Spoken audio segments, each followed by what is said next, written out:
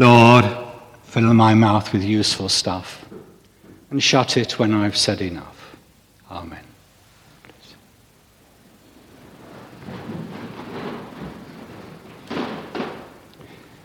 Let me first apologise for starting so late.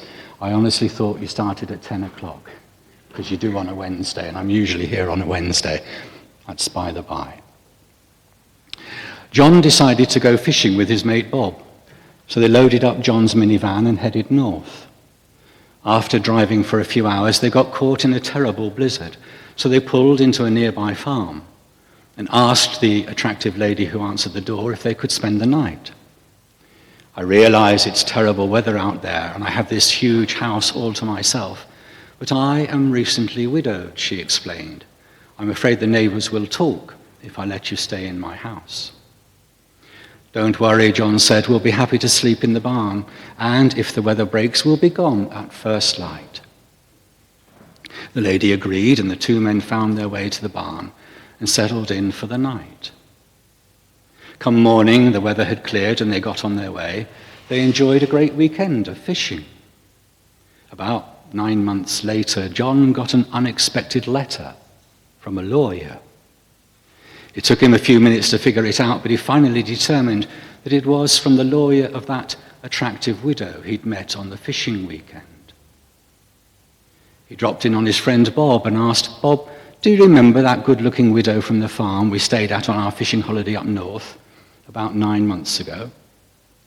Yes, I do, said Bob. Did you happen to get up in the middle of the night, go up to the house and pay her a visit? Well, yes, Bob said, a little embarrassed at being found out. I have to admit that I did.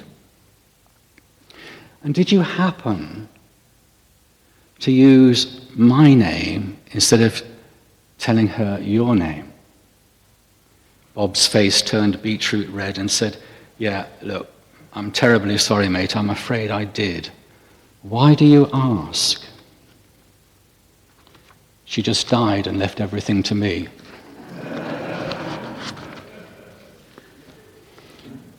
An Irishman is stumbling through the woods totally drunk, and he comes across a preacher baptizing people in the river.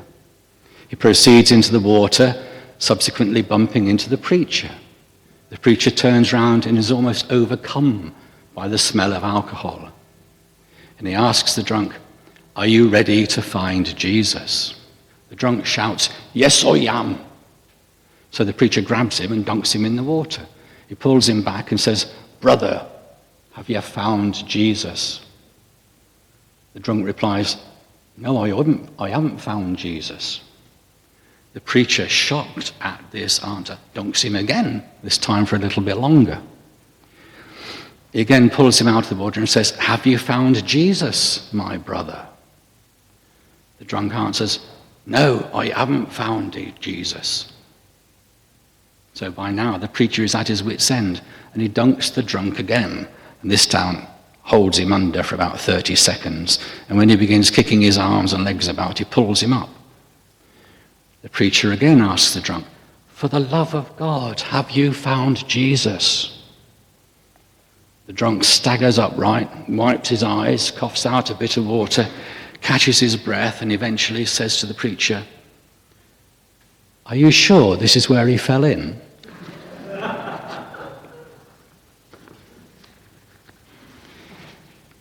In the Gospel of John, Nathanael is introduced as a friend of Philip from Bethsaida. The first disciples who follow Jesus are portrayed as reaching out immediately to family or to friends. Thus, Philip found Nathanael and said to him, we have found him of whom Moses in the law and also the prophets wrote, Jesus of Nazareth, son of Joseph.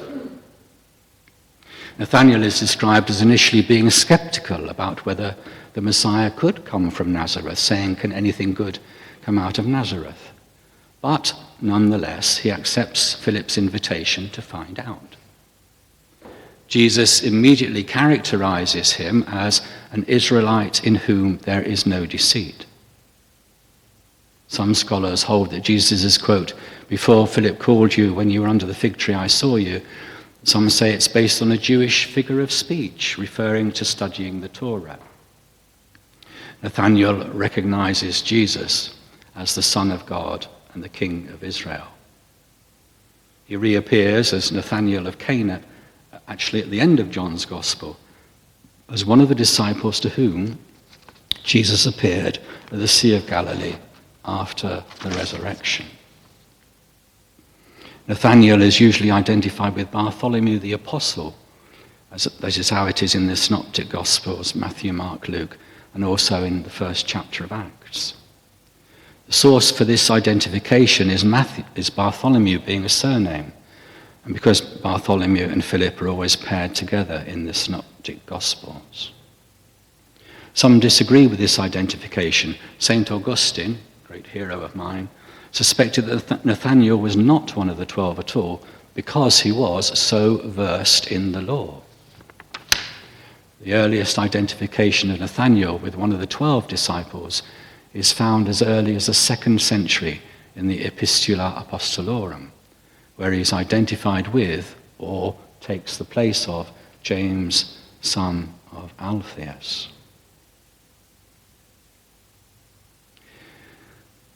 Some of you may know my wife is called Barbara Ann. It's sometimes wondered whether or not her mother had a thing for the Beach Boys. You got that, didn't you? You got that. My name, Neil, means champion or conqueror. So I am inordinately grateful my parents so named me. One may wonder, does your name have significance to you? Perhaps you have a nickname that you prefer. And like Philip and Nathanael, I don't know. Have you introduced a friend to Jesus? If that's a wee bit too evangelical, let's rephrase that. Have you encouraged a more loving, a more compassionate outlook in someone else? Either way, the Lord bless you and keep you. The Lord lift up the light of his countenance upon you and give you his peace throughout the coming year.